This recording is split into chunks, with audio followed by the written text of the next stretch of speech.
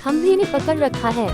एक समय शराब का एक व्यसनी एक संत के पास गया और विनम्र स्वर में बोला, गुरुदेव, मैं इस शराब के व्यसन से बहुत ही दुखी हो गया हूँ। इसकी वजह से मेरा घर बर्बाद हो रहा है। मेरे बच्चे भूखे मर रहे हैं, किंतु मैं शराब के बगैर नहीं रह पाता। मेरे घर की शांति नष्ट हो गई है। कृपया आप मुझे कोई सरल उपाय बताएं, जिससे मैं अपने घर की शांति फिर से पा सकूं। गुरुदेव ने कहा, जब इस व्यसन से तुमको इतना नुकसान होता है, तो तुम इसे छोड़ क्यों नहीं देते? व्यक्ति बोला, पूज्य श्री, मैं शराब को छोड़ना चाहता हूँ, पर यही मेरे खून में इस कदर समा गई है कि मुझे छोड़ने का नाम ही नहीं ले रही है। गुरुदेव ने हंसकर कहा, कल तुम फिर आना, मैं तुम्हें बता दूंगा कि शराब कैसे छोड़नी है। दूसरे दिन निश्चित समय पर वह व्यक्ति महात्मा के पास गया। उसे देख महात्मा झट से खड़े हुए और एक खंभे को कसकर पकड़ लिया।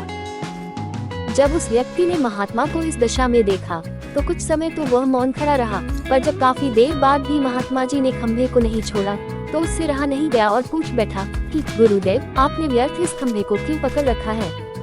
गुरुदेव बोले, वत्स, मैंने इस खंभे को नहीं पकड़ा है, ये खंभा मेरे शरीर को पकड़े हुए है। मैं चाहता हूँ कि यह मुझे छोड़ दे, किंतु ये तो मुझे छोड़ ही नहीं रहा है। उस व्यक्ति को अचंभा हुआ। वह बोला, गुरुदेव, मैं शराब जरूर पीता हूँ, मगर मूर्ख नहीं हूँ। आपने ही जानबूझकर इस खंभे को कसकर पकड़ रखा है।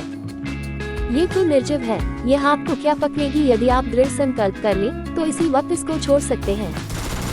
गुरुदेव बोले, नादान मनुष्य, यही बात तो मैं तुम्हें समझाना चाहता हूँ कि जिस तरह मुझे खंभे ने नहीं बल्कि मैंने ही उसे पकड़ रखा था, उसी तरह इस शराब ने तुम्हें नहीं पकड़ा है, बल्कि सच तो यह है कि तुमने ही शराब को पकड़ रखा है। तुम कह रहे थे कि यह शराब मुझे नहीं छोड़ रही है, जबकि सत्य यह है कि तुम अपने मन में ये दृढ़ निश्चय कर लो कि मुझे इस व्यसन का त्याग अभी कर देना है, तो इसी वक्त तुम्हारी शराब पीने की आदत छूट जाएगी। शरीर की हर क्रिया मन के द्वारा नियंत्रित होती है और मन में जैसी इच्छा शक्ति प्रबल होती है, वैसा ही कार्य सफल होता है।